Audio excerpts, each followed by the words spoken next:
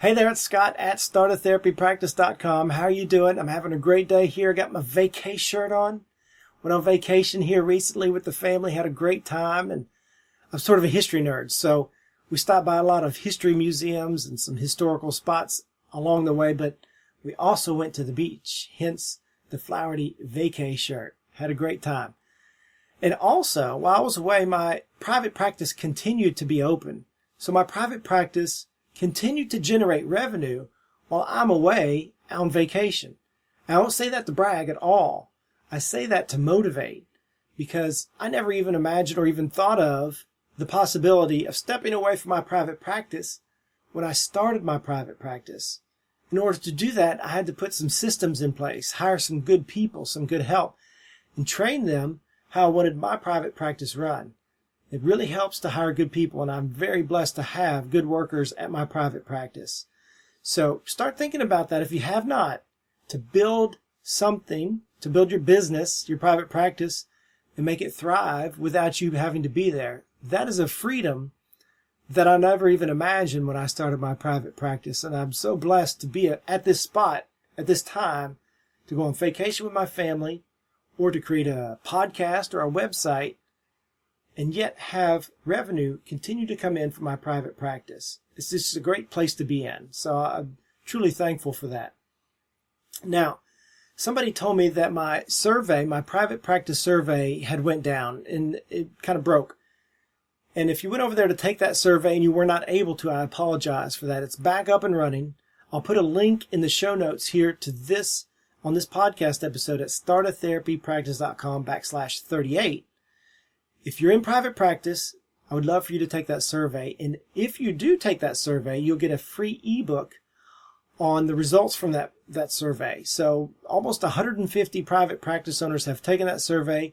I compiled the information, created a nice looking ebook that explains all that information, and you will greatly benefit from that information. I mean, I have enjoyed reading these other private practice owners' responses to my survey questions. I mean, these are some smart people out there. I'm just blessed to know them and to read what they have to say about private practice. So if you've taken that survey, I really thank you for doing that. And you can get a free ebook of that survey results if you go over there and take the survey. Again, you must be in private practice to take that survey. If you would like a copy of the survey ebook, but you're not in private practice, go over to startatherapypractice.com/ebook, scroll down to the bottom, and you'll see the link to the ebook. You can buy it for a little bit of nothing, and for the little bit of money you're going to spend on it, you're going to get tremendous results as far as insight. So there again, if you've taken the survey, I really appreciate you doing that. The other thing I wanted to mention was I'm still working on my e-course, Start and Run a Pediatric Practice. Now, if you're listening to this in the future, it's probably already done. You can check it out at startatherapypractice.com/e-course to get the insight in the what else in that e-course. It's a video-based e-course. The reason I mention it right now is because I'm extracting small portions of the videos I'm creating. I'm putting those on YouTube, on my YouTube channel. So I want you to subscribe to my YouTube channel. And I'll put a link to my YouTube channel on this episode, on this podcast episode. There again, startatherapypractice.com/38. So subscribe to my YouTube channel. I think the last video I created over there was on doing a market analysis. So I show you how to use Google Maps and use that to create a market analysis or part of a market analysis. Super helpful. It's like 5 minutes long. It's very technical, but it's very easy to follow step by step. Screen capture. Here's how I do a market analysis using Google Maps. So be sure to subscribe to my YouTube channel. You don't want to miss anything. I'm also going to probably stream those over there on my Facebook page. Yes, I'm on Facebook now. So on my Facebook page, my Start a Therapy Practice Facebook page, I'll put those videos and other information also over there. So be sure to connect with me on Facebook. Now today, we're going to visit with Fran Dicari. Fran is a business owner. He's a private practice owner. He's not a therapist, but he is a business owner and a marketer. So he's got some good insight into marketing. And he's also going to tell us about how he has franchised his private practice over at Kidmunicate.com. So it's a pediatric speech practice and he's going to explain how he started that, how he grew it, and now he's franchising it. So pretty cool. Be sure to tune in after our interview with Fran for a little follow-up. And again, I appreciate you listening. Let's get to the interview with Fran. Here we go.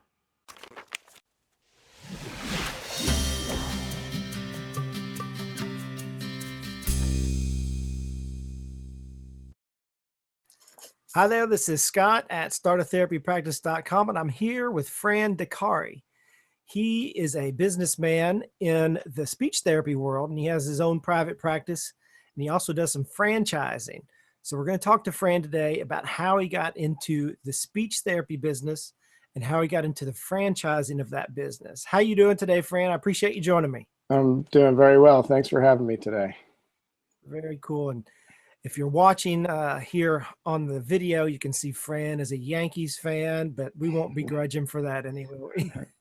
You got to like the Yankees. And he's a patriot too. He's got a American flag there. So very good. That's right. We had some technical issues trying to get on today, but we got it rolling. So Fran, give us a little background as far as how you got into the therapy world. And even before that, what you did before you got into the therapy world.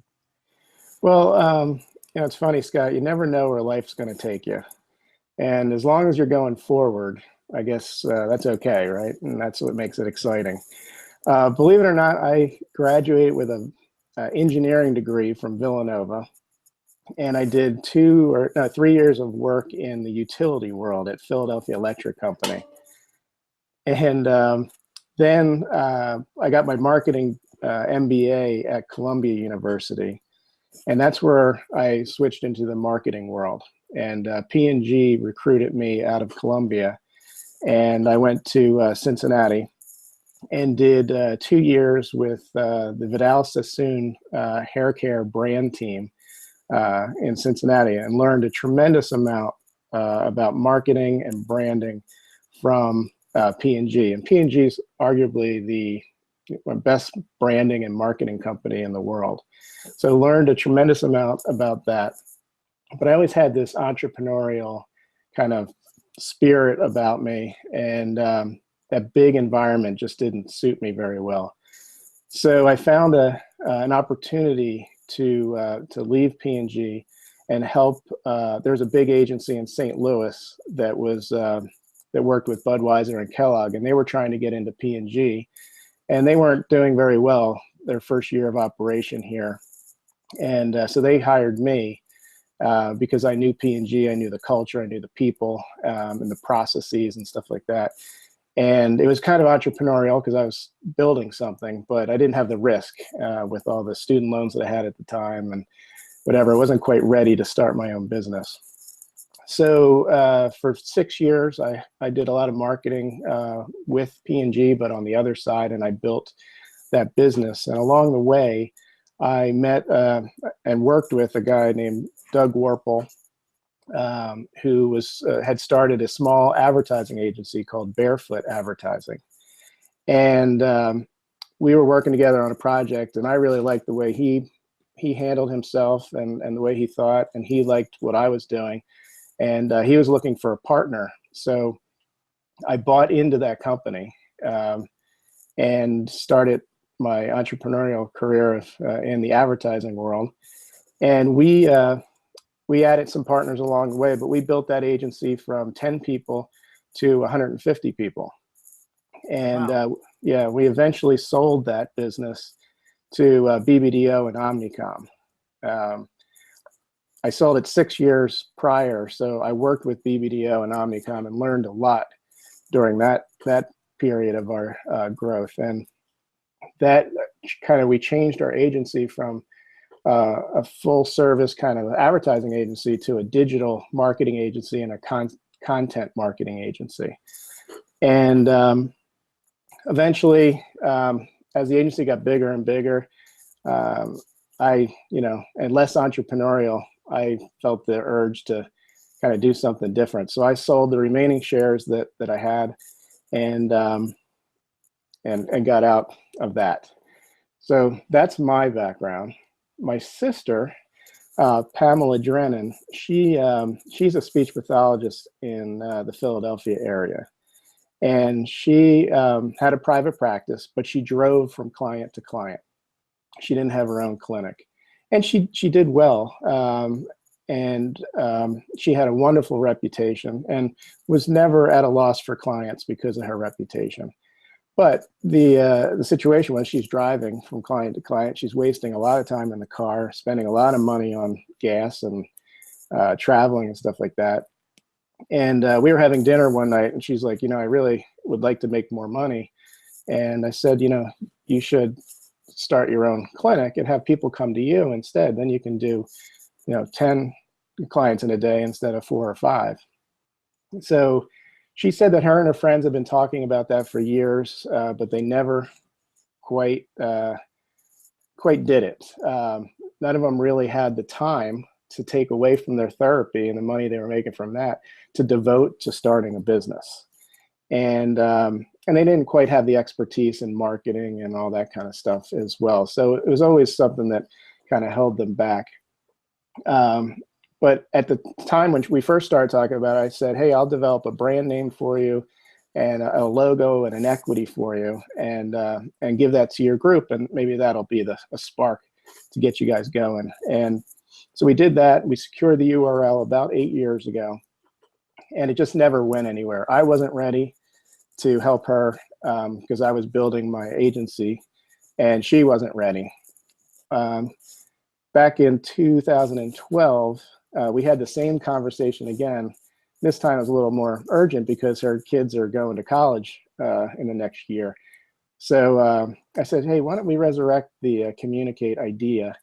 And I'm ready to do something different. And I have, that I can help you financially and get this thing started.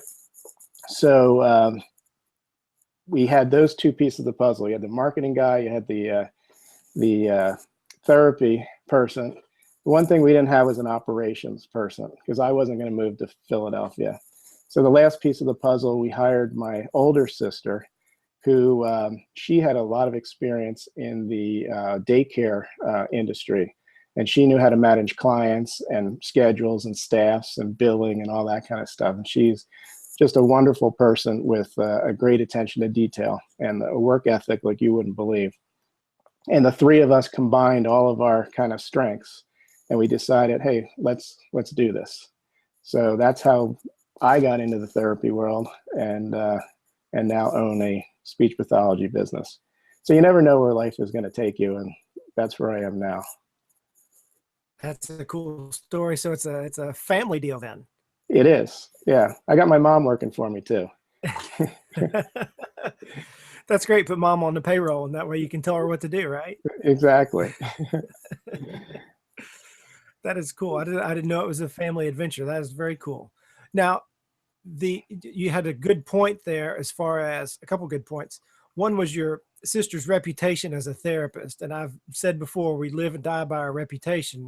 If you have that good reputation, you can go a long ways on that. But if it's a bad one, you're not going to go very far. Right. And the other one was your other sister's work ethic. I mean, I don't think a lot of people understand how much work goes into it. You can try to, foresee it, but you can't know what you don't know. Right.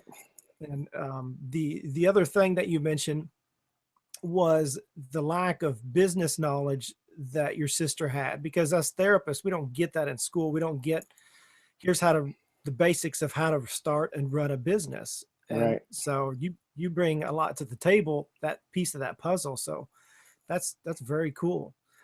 So what year did you start in 2012 that business with your sister? Yep. I think we had that conversation in about September of 2012, and then we started the whole process right from there. And we're up and running by April of 2013. So walk us through that as far as the initial setup, and I assume you got a brick and mortar facility to do the therapy. Walk us through that process. Okay. Really, to start a physical therapy or speech pathology practice, you need to start with a business plan. And that's what I did first. And you had to plan for all the finances. You had to investigate our motives for doing it, our motivation, our differential advantage. What did we bring to the table? What's the real opportunity? How much money can we make? What are the costs, the risks? And there are some great business plan software programs online. There are books that people can use. And I found one online and used that. I also did just a lot of research, and I used your website as a great tool. And I recommend anybody who's going to start a therapy practice to go to your website and listen to all 40 web casts that you have or so, and take notes on them. And you have a lot of great ideas. I use Evernote because of you, and some other kind of tips and tricks that you gave me. You also need to talk to a lawyer. You need to talk to your financial advisor and put all that research into your business plan. Then the next thing we did was we took a step back and we said, okay, do we really want to do this? Do we have the motivation? Do we have the time, the energy? Because once you get into it, you better really want it, because it's not easy. It's hard work. The business plan will actually get you excited to do it. So when you take that step back, it'll just be a place to breathe a little bit and say, yes, we can do this. And we did. The very next thing that we did, and I recommend other people do, is separate your finances. Go to the bank, get a bank account, a checking account for the business, and get a credit card. And I got a credit card for all three of us, and the checking account was accessible to all three of us. And we just didn't commingle any of our private money. Then we, developed, we had the name, and I started the process of trademarking that name. That is not a cheap process, and it takes about a year or so. But if you're serious about getting into business and you spend the time to create an equity and a brand name, you better protect it, because you don't want to start over again, for sure. So we went through that process. At the same time we were doing that, we incorporated. We became an LLC and became an official business and got our tax ID and all that kind of stuff. So with that said, you have to have a website. I know you talk about the importance of websites all the time. I had the benefit of building many websites for Procter & Gamble. I knew how to do it, and I knew people that could help me do it. So that's what I did. But people these days can put up a website, pretty easily with GoDaddy or Wix or one of those types of places. Putting up a website is maybe half the battle, maybe 10% of the battle. You have to get noticed online, and you really have to do a lot of work with the SEO, search engine optimization. And I know a lot about that, and that gave us a leg up on our competition. So I guess the next step was finding a location. Location is so important. You want to be in a place that consumers or clients can get to easily. It's warm and welcoming and clean and safe, because you're dealing with kids in particular. And you better think about parking. If you have 3 therapy rooms, you better have like 11 parking spaces, because you got three clients in each room. So that's 3 cars. You got 3 therapists in each room, not in each room, but 3 therapists. So that's 6. And then you got the next customers coming in, and you got your support staff and all. So you want to have enough parking. We almost signed a lease on a place, and then we were like, I wonder if there's enough parking here. And we kind of did the math, and we're like, no, this isn't going to work. So we found a place in an office complex, and it's working out. It's working out great. In your business plan, you decide whether you're going to take insurance or not. We decided that we were going to take insurance. And so we started the credentialing process. We probably started a little bit too late, because by the time we figured it out, it wasn't until September. So we did our from April till September with just private pay. And come October, we doubled our business in just by taking insurance. So, there's pros and cons to insurance. You get paid a little bit less, and it's a lot of, headache and to get that money. But once you figure it out and to build a relationship with the insurance companies, it's more of a plus for your business, because they refer people to us all the time. And we get clients mainly because we're one of the few speech pathology practices that isn't operating in a huge hospital that takes insurance in our area. How did you decide which insurances to be on board with? Yeah, that was a good question. We did our research on what kind of reimbursement rates we would get, and the big the big insurance company in the area handles about 90% of the clients there through many different names. And they had the highest reimbursement rates. So we just did that one. And for the other ones in the area, we'll do the paperwork for it, but we'll ask them to kind of submit it themselves. But you have to do your homework. So when you're starting a practice, there are some states you don't get reimbursed as much as you do in other states. And, so I can't give you the financials of my business, and you can't use them for yours, because the reimbursement rates might be a lot different. So you might need a lot more patients than I do, or vice versa, depending on what those reimbursement rates are. So do your homework on that first. And that's not easy information to get. The insurance companies do not like to share that openly. So no, they don't. Yeah. So the next step was a marketing plan. We have a B2B, business to business marketing plan where we do a lot of referral marketing. And I got a lot of great ideas from your webcasts in particular. And you have to create a B2C marketing plan. And I know you're not a big fan of Facebook, but that's my primary advertising focus. And I think I built our business mainly on content marketing and Facebook. That's encouraging, because I just now jumped on Facebook, and I haven't put my practice on there yet, but that's on my list of things to do. So I'll probably be picking your brain about how to do that. Yeah, I'd be glad to help you. I believe in content marketing, and people don't like to be advertised to. They want to be informed and they want to be educated. So what we do is we create content almost every week that we think is relevant to our customers, and we put it on our website, and it's keyword rich, so people can find it via search.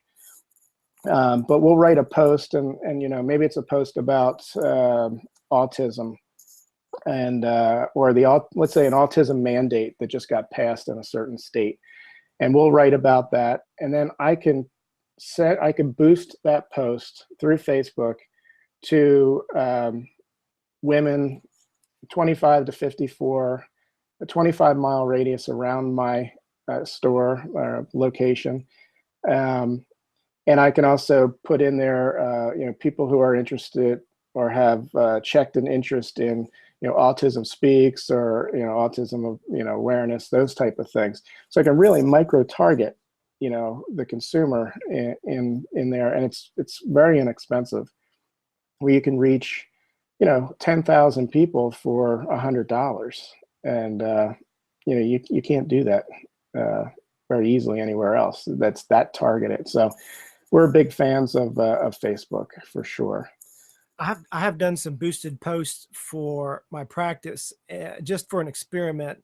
And I do plan on doing that for my private practice, because it's just like you said, the power to reach 10,000 people in your geographical location. You can't do that anywhere else. I do that with, I take out a Google ad that continues to pop up. If you search speech therapy and my geographical location, my practice comes up number one, but it also comes up in that first page because there's relevant information. Just like you said, there's relevant information about different difficulties that a child might have that pertain to therapy. So I do always encourage therapists, spend a little money on, boosted posts or a Google ad. And just like you said, it's pretty inexpensive. If you go take out a newspaper ad, it's not going to get you any results, first of all, and it's going to Right. cost you a lot more. So Yeah, it good does. for you. We did a lot of benchmarking before we started, and it's wonderful how people share information. It was one of the things that you had recommended. Talk to other therapists. They're usually so proud of their business that they want to share that information. And we found a practice in my hometown where I grew up, and just so helpful in helping us with the processes and all that kind of stuff. But they weren't into marketing like we are, and their patient referral mix, it was about 70% of their patients came from insurance companies, and they have a nice practice. Our business, about 30% comes from insurance. So, because most people who come to us say, "Oh, I saw you on Facebook," or I Googled speech therapy in our area and you came up first," and those type of things. So, spending money on marketing pays for itself for sure.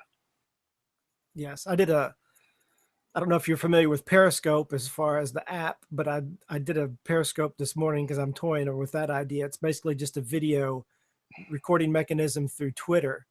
And I did one this morning just because I wanted to do it. And I opened up one of our it's a local magazine. I'm sure you have them there in Ohio also, that focuses on your geographical location.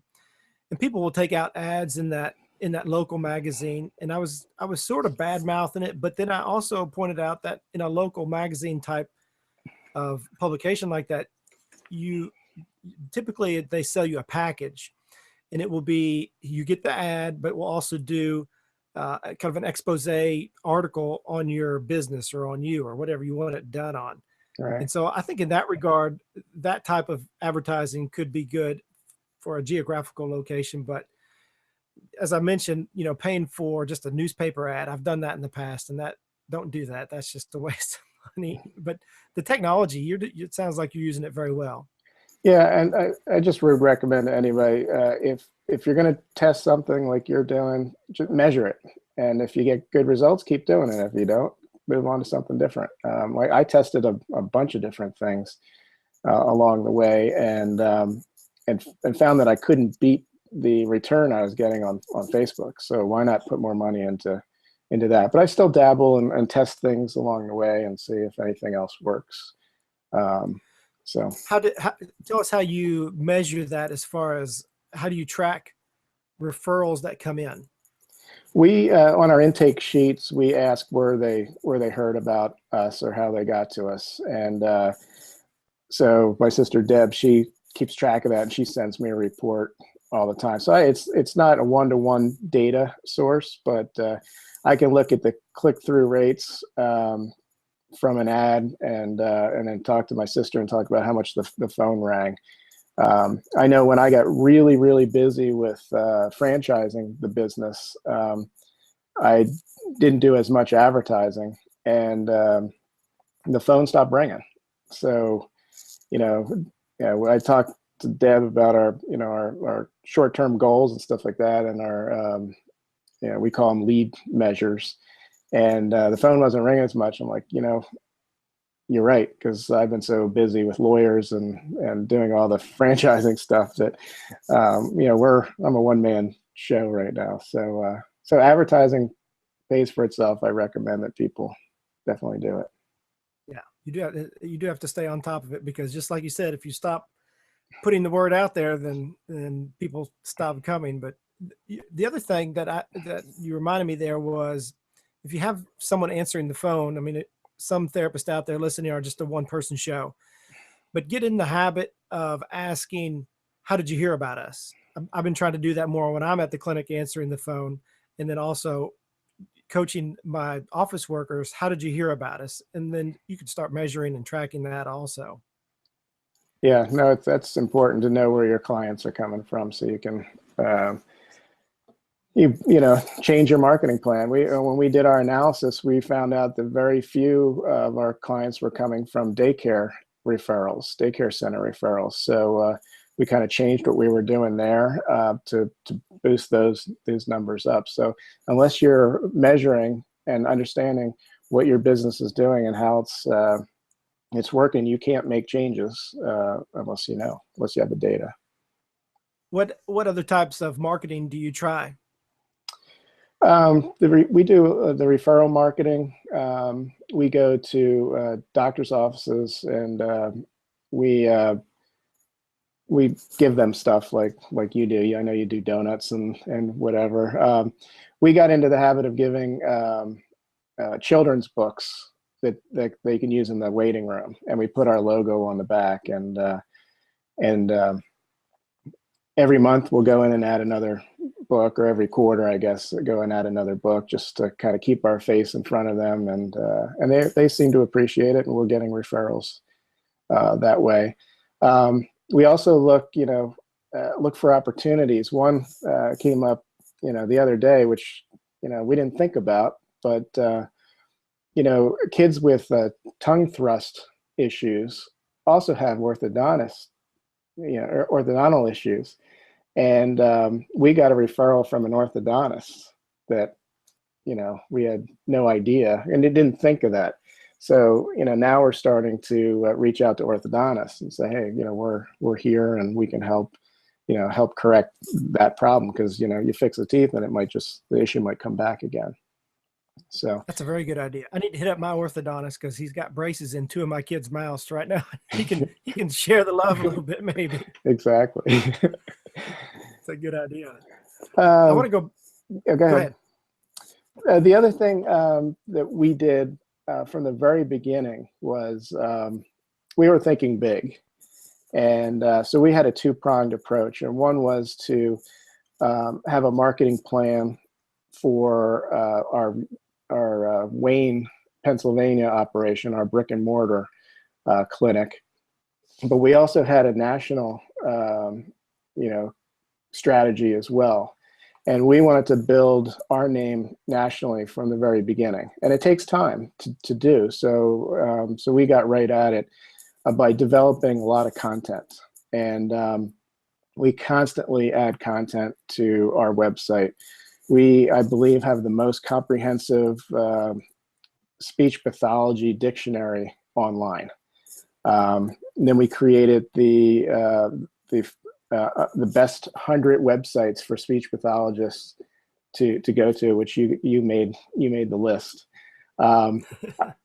I used my expertise in web design and navigation and those type of things, and my sister used her expertise in speech pathology, and we went through 200 sites, and we picked the one, we scored them all, and then we sorted the scores, and we found out which the top ones were. That caused quite a lot of buzz on Twitter and elsewhere. We got a lot of comments online. It kind of put us on the map with speech pathologists. So now when we're ready to franchise, people are going to know who we are a little bit. People came up to us. We went to the ASHA convention in Phoenix a couple of weeks ago, and people were coming up to us. Oh, I'm on your list. And, so that was kind of fun. And people are sending me emails all the time. Hey, I didn't make your list. Could you evaluate my website? And, there's a lot of websites I don't even know are out there. But as they come in, we'll add them to the list, and we'll rescore them next December, and we're going to send out a new list for next year. So, well, I appreciate being on there. Yeah. So that's we had a 2-pronged approach, and that's what we've kind of followed, and it's starting to pay off. And then the next part of our journey to finish this very long answer to your second question, we decided to franchise because we had a really successful operation going in a very short amount of time. So that's we took that plunge. Well, tell me about that. Tell me about, first of all, I want to tell everybody that your website is Kidmunicate, KIDMUNICATE, kidmunicate.com. And I'll put a link in the show notes at startatherapypractice.com/38. And I'll have links to all of your links: Facebook page, Twitter, LinkedIn, and how to keep in touch with you. But I wanted to make sure we covered that before we proceeded. But tell us about the franchising. So we were going to open another Kidmunicate, a brick and mortar clinic right outside, about 25 miles from where we were, and we thought we'd have to get 2 or 3 up and running before we could even think about franchising. But a friend of mine who created a very successful franchise, I had lunch with him, and he said, why don't you start talking to people about franchising now, and so you know what you need to do to set yourself up for that.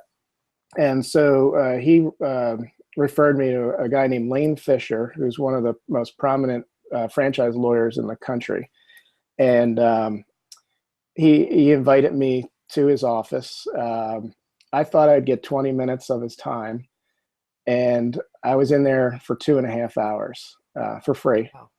Wow. He really gave me a lot of confidence in what we were doing, and really liked the concept. There's no speech pathology franchises out there, and franchising is starting to get big in the PT world for sure, but nothing in speech. So he was excited about that, and really liked our brand and our positioning and all that.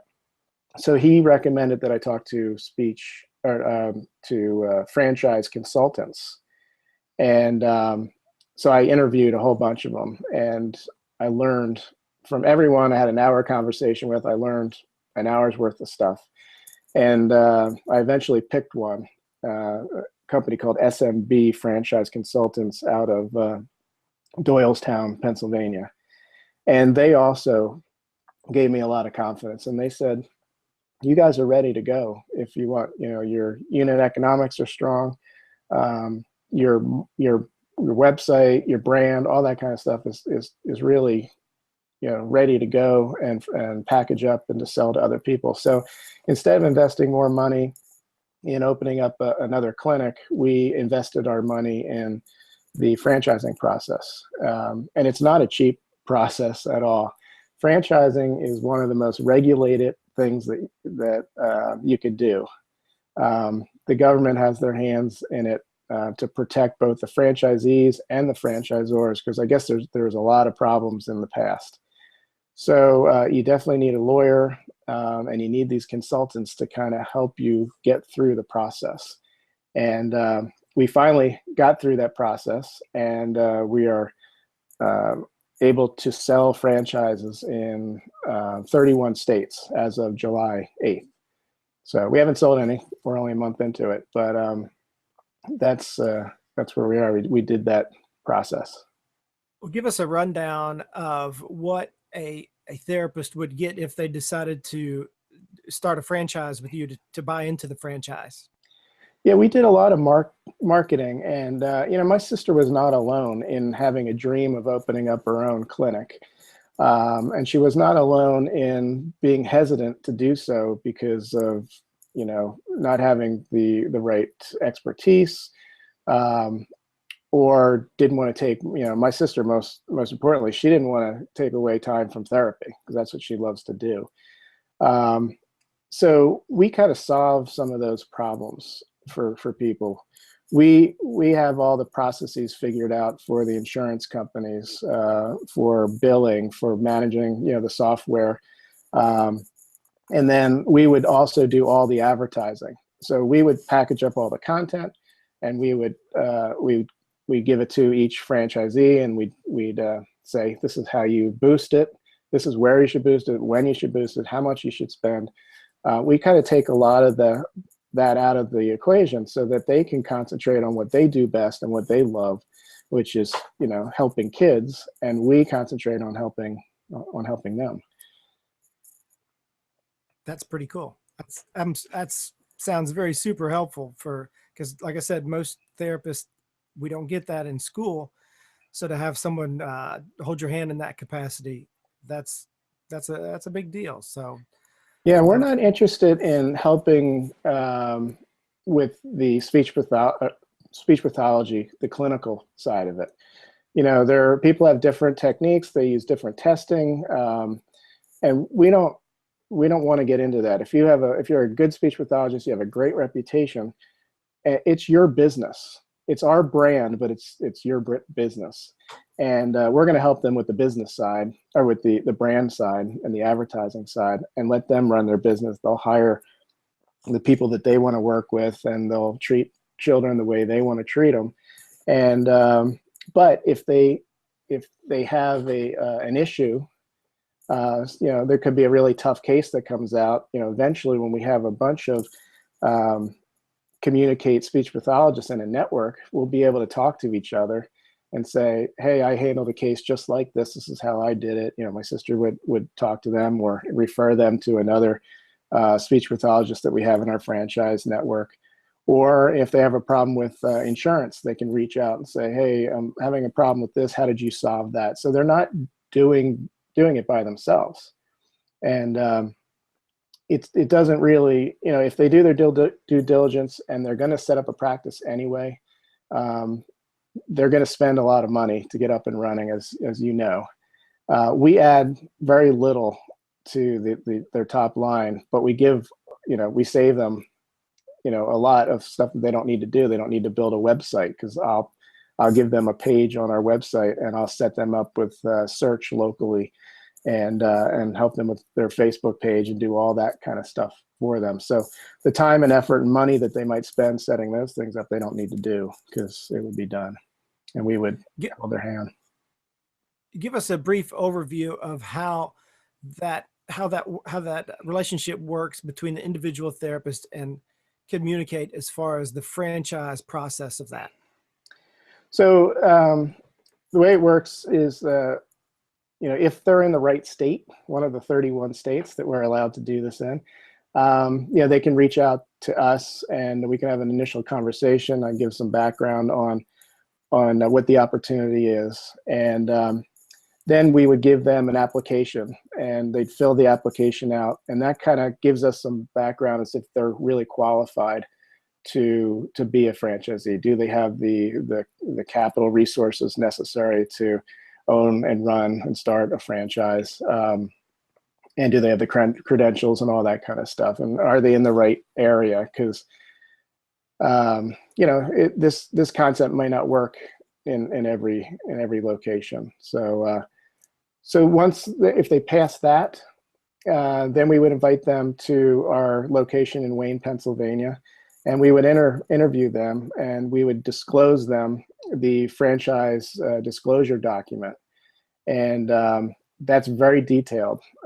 It's about an inch and a half thick, and it talks about our whole process and what they're getting for the money, and what the results have been, and what they can kind of expect. But we can't give exact projections on what they'll make or how big their agency will be, because there's so many factors involved with that. But we give them enough data where they can go home with their financial advisor and their lawyer or whoever else, and sit down and do the math themselves and say, yes, I can make money doing this, and I'm ready to go.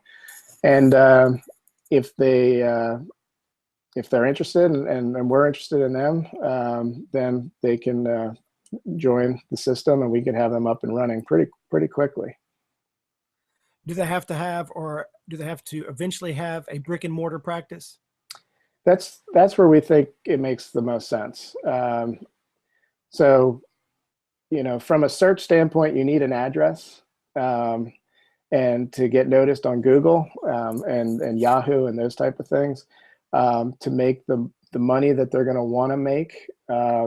They're going to have people working for them. And so I think that is the best, situation. So if they want to go out on their own, it's, and drive from place to place, they just won't see enough patients to make the system work.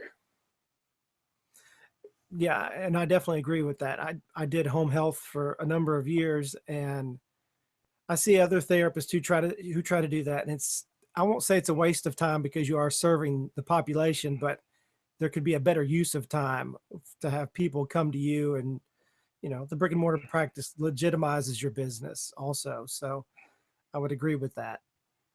Yeah, there's things that we would do differently.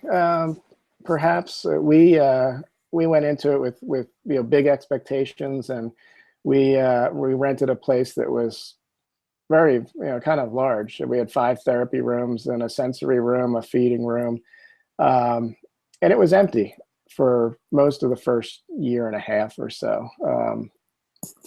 But now it's pretty full. So maybe there was a way where we could have eased into it and had a smaller place and expand it, or had a shorter lease and then move to a bigger place. Those type of things we would work with the franchisee and trying to figure out to keep their expenses low as possible the first year while you're building. That's good. That if a therapist who is not a speech therapist, say a PT or an OT, was interested in checking out your franchise, would they be able to contact you and ask you about that? Yeah, I can answer questions for them. We're not offering that yet, but I think eventually down the road, we're thinking about Kidmunicate Plus, where we add OT in particular to that, because we work very closely with OT in a lot of cases, and many cases with PT as well. So I could see it becoming a full service offering down the road. And actually, if a speech pathologist wanted to add that, if a franchisee wanted to add that, they could do it right now. It would fit within in the model. The one thing that we're short of right now is content for speech, or for PT, and content for OT that drives kind of our marketing, which is content based. Well, that reminds me of a point I wanted to make about content, because I'm sure most therapists out there, if they're in private practice or, even starting one, they're thinking, I don't have any time to write content. I've got to work. I've got to bill. I've got to do this and that. I don't have time to write content. The thought that I had here recently was our practice takes students, OT students, speech students who go to the local university. And so what I've started asking our students to do is to write the content. Here's what I want you to write about. And then if I need to, I'll go in there and kind of clean up the grammar. Actually, I have my wife do that because she's better at it than me, but to kind of clean it up or interject something a point that I want to emphasize. And so, if you can take students, put them to work, make them write your content. Yeah. See, my sister's extremely busy. So we did a content calendar. We figured out what we wanted to do for the whole year. And we had a couple sit down strategy sessions. Then she outlines a lot of the stuff that she wants to write, and then I might put it into paragraphs and words, and a lot of times we'll hire freelance writers to write for her, and then she just edits, and we take it from there. So she edits from a clinical standpoint. I edit for a search standpoint to make sure that they're keyword rich, whatever we're trying to build Google search for. We have a strategy behind all those things. So everything's planned out from a content standpoint. And but you're right. People, speech pathologists, PTs, OTs, they don't have time to write. It takes a long time, and you have to be good at it. Not everybody's good at it. So you hire people to help you. And you have a great solution hiring students as well. Yeah, it's free. It's kind of free help, but it also helps them learn. I mean, it's not just purely utility in that manner. It helps them think through the process, and they can ask questions based on that content that they're writing. So don't think that it's just slave labor. No, they definitely get a lot out of it. We have a woman who's going to school working for us who is just fantastic, and she helps us with a lot of our office things, insurance and all that. And she gets a lot of opportunity to do an observation as well. So we pay her for the work that she does.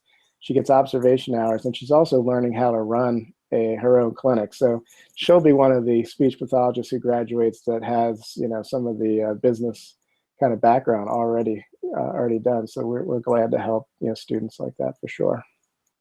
Yeah, I think all of my office workers that I've had at my clinic up to the present have all been college students who are going to go or are already in therapy school.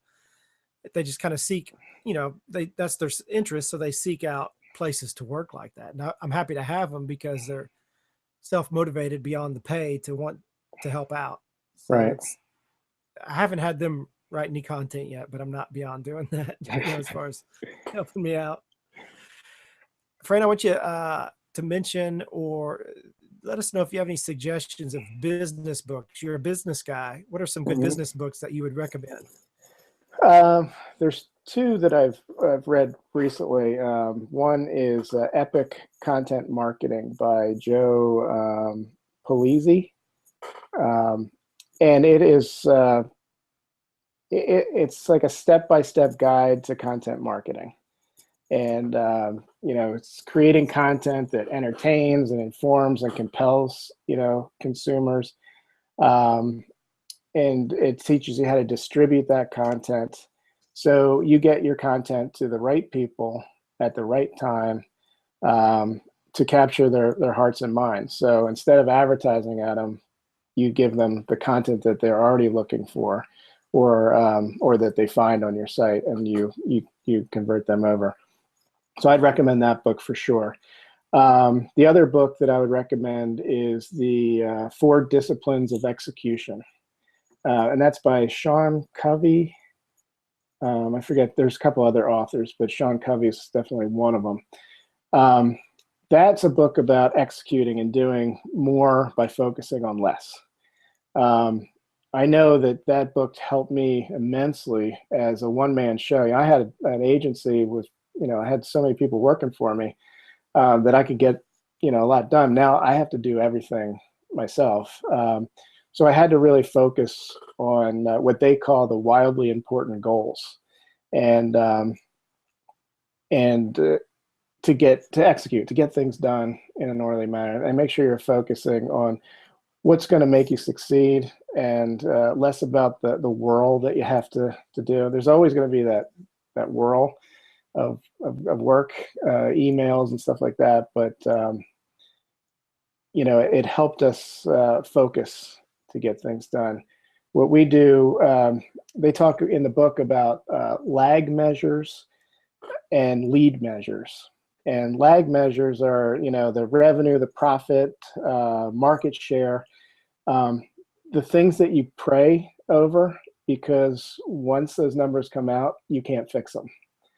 The lead measures are the things that impact your goals, so the things you do every day. So we have a weekly meeting at Barefoot, my old company, at Kidmunicate, and we talk about the lead measures. So, how did you, affect, the long-term goal? So when we get to the lag measure of profit or sales or whatever, we know that along the way we've been measuring those lead goals. Example would be like weight loss, for instance. So your lag goal would be, I want to lose 10 pounds in 2 weeks. The lead goals would be measuring and the calories per day that you consume and the amount of exercise you consume. So if you would do that every day, you're going to get to your goal, as opposed to getting to the end of the 2 weeks to go, oh, I didn't lose any weight. So you do that by focusing on these wildly important goals and kind of letting the other things, go until they become wildly important. So those are 2 books. Again, I recommend your website. And there's so much great content online for anything you want to do and learn. There's something on there. What else? Back when I graduated from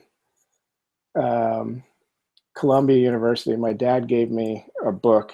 It was called Brian Tracy's Action Guide for Personal Achievement. And I knew you were going to ask me this question, so I still refer to that, and I looked it up to see if it was still being sold, and it is. And it was kind of cool. I had lost my action book that you put all your thoughts and goals in there, and it had one page that's lists your 10 goals, and it says whatever you write down and you believe with conviction will happen. And I had achieved all those 10 goals, even though I kind of forgot about them. And so I set up a new set of goals.